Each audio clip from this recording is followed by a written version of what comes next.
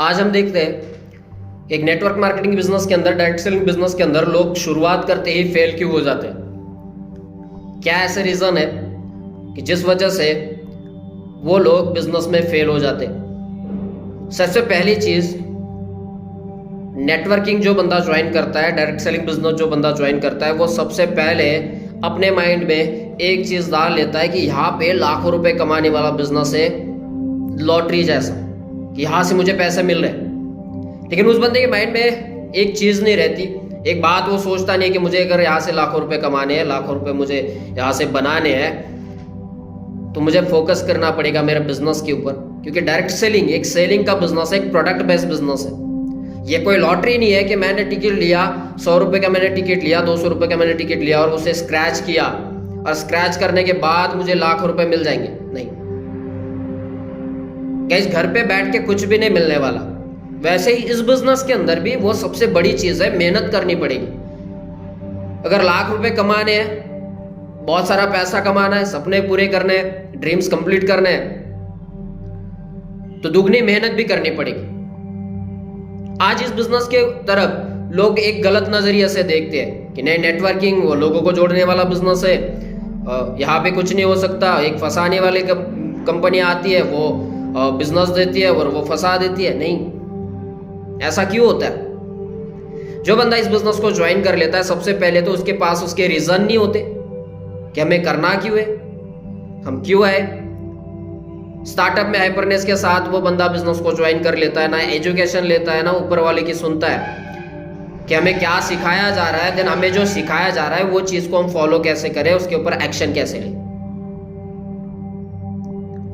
बहुत सारे लोग इस बिजनेस में फेल हो जाते हैं और फेल होने के बाद वो बंदा बस एक ही चीज करता है, ब्लेमिंग, कि कंपनी अच्छी नहीं थी, कंपनी का प्लान सही नहीं था। गाइस, डायरेक्ट सेलिंग में कोई भी कंपनी गलत नहीं है, डायरेक्ट सेलिंग बिजनेस गलत नहीं है।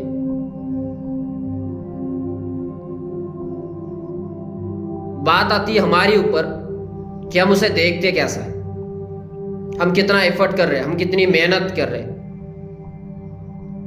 हम कितना सेल्स निकालते हैं। क्योंकि एक सेलिंग वाला बिजनेस है, एक डायरेक्ट सेलिंग बिजनेस जो है वो सेलिंग वाला बिजनेस है, कमीशन बेस्ड बिजनेस है कि जितना हम सेल करेंगे उतना हमें पैसा मिलेगा। इस बिजनेस के लिए जो बंदा इस बिजनेस में फेल होता है, उस बंदे के अंदर एक चीज कम होती है, वो बंदा प्रॉब्लम को फेस नहीं कर सकता। जो बंदा प्रॉब्लम को फेस नहीं कर सकता, वो इस बिजनेस में आगे नहीं जाता, वो इस बिजनेस में सक्सेस नहीं होता। और जिस बंदे के अंदर नेवर गिव अप एटीट्यूड है, चाहे मर्जी कुछ भी हो जाए, मैं हारूंगा नहीं, वो लोग सक्सेस होते हैं। आज एक बार प्रॉब्लम, 2 बार प्रॉब्लम, 10 बार प्रॉब्लम भी आ जाए, तभी भी मैं इसी बिजनेस को करूंगा, यही काम मैं करूंगा।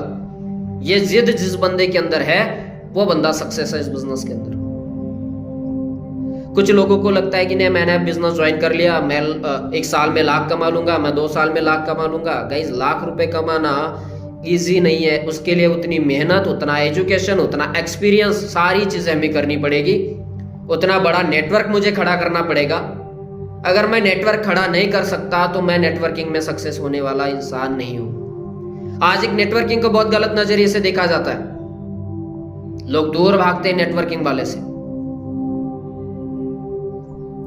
बट जो बंदा नेटवर्किंग करता है, आज के टाइम सबसे बड़ी सक्सेस अगर किसी बिजनेस के अंदर है तो वो है नेटवर्किंग, वो है नेटवर्क मार्केटिंग, डायरेक्ट सेलिंग।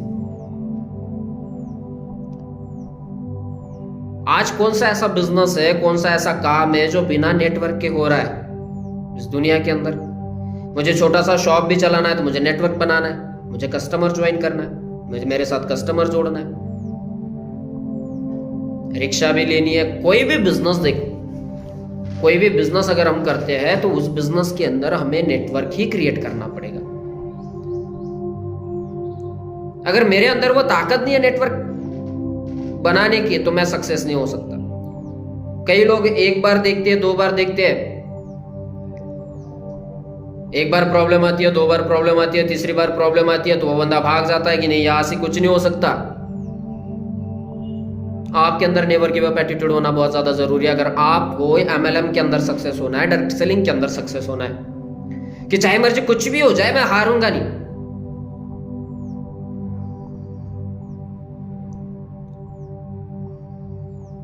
कितनी भी बड़ी प्रॉब्लम आ जाए मैं हारूंगा नहीं।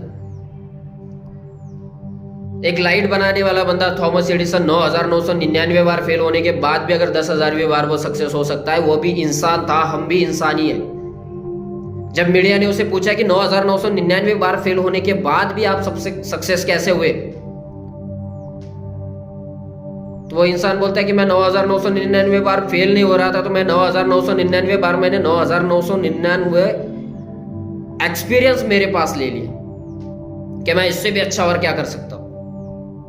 एक टाइम की बात है जहां पे उनकी लैब थी, जहां पे वो थॉमस एडिसन रिसर्च करते थे। कुछ ही दिन बाद उनकी जो 10 बिल्डिंग की लैब्स थी, वो लैब में आग लग जाती है। वो घर में होते हैं, उनका बेटा और वो कुछ रिसर्च कर रहे होते हैं। तो एक बंदा भागते भागते आता है कि भाई आपकी जो 10 बिल्डिंग वाली लैब्स थी जहां पे आप एक्सपेरिमेंट किया करते थे, लाइट बनाने का देख रहे थे, तो आपकी लैब जल गई। तो थॉमस एडिसन उस बंदे की तरफ हंसते हंसते देखते हैं। तो वो बंदा भी सोचता है कि यार तेरी सारी जितना तूने आज तक कमाया उतना सारा तेरा फेल हो गया और तू हंस रहा है। तो थॉमस एडिसन बोलते हैं चलो हम देखते हैं। थॉमस एडिसन का बेटा और वो दोनों जाते हैं। तो वो आग की तरफ देख के उसके बेटे को बोलता है कि जा तेरी मम्मी को बुला के ला, हंसी खुशी से। वो बेटा बोलता है पापा मम्मी को क्यों बुलाऊं? तो थॉमस एडिसन बोलते हैं कि तेरी मम्मी को दिखाना है मैं कि देख ये आग कितनी अच्छी है, कितनी अच्छी दिखाई दे रही है आग। थॉमस एडिसन बोलते हैं पापा आप देखते क्या हो, आप कैसे इंसान हो? हमारा जितना सारा था उतना सारा जल गया और आप देख रहे कि मम्मी को दिखाते हैं कि आग कितनी अच्छी है। थॉमस एडिसन बोलते हैं हाँ हमारा सारा जल गया और साथ साथ हमारी गलतियां भी जल गई। पॉइंट ऑफ व्यू क्या है उनका बोलने का तरीका? क्या देखा उन्होंने कि हमारी गलतियां भी उसके साथ जल गई। आज तक जो हमारे से गलतियां हुई वो भी जल गई, कल से दोबारा स्टार्टअप करूंगा। उनकी जिद कि मेरी एज आज 65 ईयर की है, तभी भी मैं दोबारा शुरुआत करूंगा। वो होती है नेवर गिव अप एटीट्यूड। ऐसी एक और एक कहानी है। सचिन तेंदुलकर की पहली मैच थी। 15 साल का सचिन तेंदुलकर मैच खेलने जा रहा था और मैच खेलने दो लोग पिच पे उतरते हैं, नवजोत सिंह सिद्धू और सचिन तेंदुलकर। पहला मैच था पाकिस्तान के साथ, और जब पाकिस्तान के साथ मैच खेलने जा रहे थे तो नवजोत सिंह सिद्धू बोलते हैं कि एक 15 साल का लड़का क्या मैच खेलेगा यार, कैसे खेलेगा? हंसते हंसते सचिन तेंदुलकर आते हैं। सचिन तेंदुलकर की बैटिंग आती है और सामने बॉलर होता है इमरान खान, जो सबसे फास्ट बॉलर। जैसे इमरान खान की पहली बॉल आती है, वाइड करके निकल जाती है, दूसरी बॉल आती है, पैड पे लग जाती है, और जैसे ही तीसरी बॉल आती है वो सचिन तेंदुलकर के नाक पे लग जाती है और नाक से खून के फवारा आ जाता है, नाक से खून निकलना स्टार्ट होता है। खून से सारी जो शर्ट थी वो सारी खून से भर गई, खून से सनी हुई है। नवजोत सिंह सिद्धू बोलते हैं कि बेटा मैंने तुझे बोला था कि तू मरेगा आज। उस टाइम ज़्यादा कुछ टेक्नोलॉजी नहीं थी या ज़्यादा कुछ मेडिसिन का ये नहीं था, तो बस एक आइस का बॉक्स लाया गया, स्ट्रेचर लाया गया, स्ट्रेचर पे सचिन तेंदुलकर को सुलाया। तो जब लेकर जा रहे थे तो जाते जाते सचिन तेंदुलकर की छोटी सी आवाज आती है और सचिन तेंदुलकर बोलते हैं नवजोत सिंह सिद्धू को, सर मैं खेलेगा। नवजोत सिंह सिद्धू बोलते हैं नहीं बेटा तू मरेगा। तो सचिन तेंदुलकर दोबारा बोलते हैं कि नहीं सर मैं खेलेगा। जैसे दोबारा वो पिच पे उतरते हैं, दोबारा पिच पे उतरने के बाद पहली बॉल जो आती है वो 4 लग जाता है, 4 रन मिल जाते हैं। दूसरी बॉल में 6 रन मिल जाते हैं। सचिन तेंदुलकर नवजोत सिंह सिद्धू के पास जाकर बोलते हैं सर जितना रन रेट चाहिए था हमें कंप्लीट है। ये होता है नेवर गिव अप एटीट्यूड कि साला कितना भी कुछ भी हो जाए मैं हारूंगा नहीं, जितना मुझे कंप्लीट करना है उतना मुझे कंप्लीट ही करना है, मैं गिव अप नहीं करूंगा, मैं छोड़ के नहीं जाऊंगा। जिस रास्ते से मैं एक बार चल पड़ा उस रास्ते से मैं जाकर मंजिल हासिल करूंगा ही करूंगा। एक चाय वाला था, लिप्टन चाय वाला, चाय बनाता है, चाय पाउडर बनाता है, कुछ दिनों बाद 4 साल बाद 5 साल बाद वो चाय में फेल हो जाता है, यानी कि उसके बिजनेस में वो फेल होता है। सोचता है कि मैं क्या करता हूँ, मैं मेरे चाय के पॉकेट्स लेकर अदर कंट्री चला जाता हूँ, वहां पे बेच के आता हूँ, जितना मेरे पास है कम से कम उतने में मुझे प्रॉफिट आएगा। शिप में डालता है, शिप निकलती है पानी से और आधे समंदर में जाने के बाद बहुत बड़ा तूफान आता है और तूफान आने की वजह से वो शिप निकल जाती है। वो शिप क्या होती है, अपने रास्ते से साइड निकल जाती है, रास्ता भटक देती है।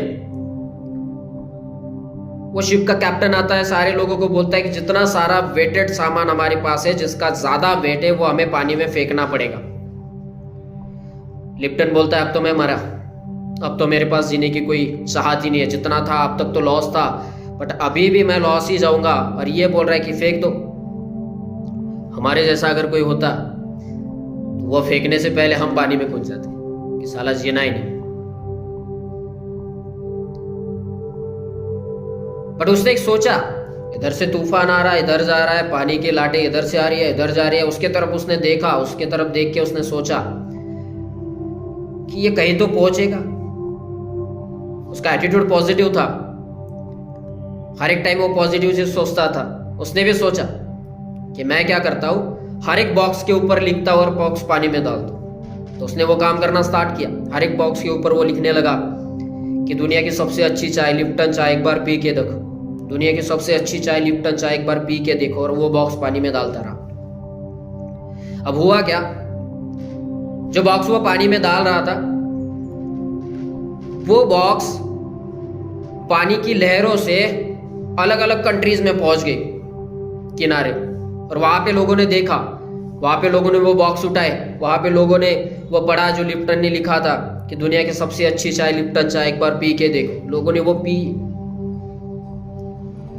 ऑटोमेटिकली प्रचार हो गया, ऑटोमेटिकली मार्केटिंग होगी और लिप्टन को कॉल आने लगे कि आपकी चाय हमें बहुत पसंद आई और हमें आपकी चाय चाहिए। आज इंटरनेशनल ब्रांड बन चुका है लिप्टन। लिप्टन अगर उस टाइम सोच लेता कि नहीं कुछ नहीं हो सकता तो लिप्टन मर जाता।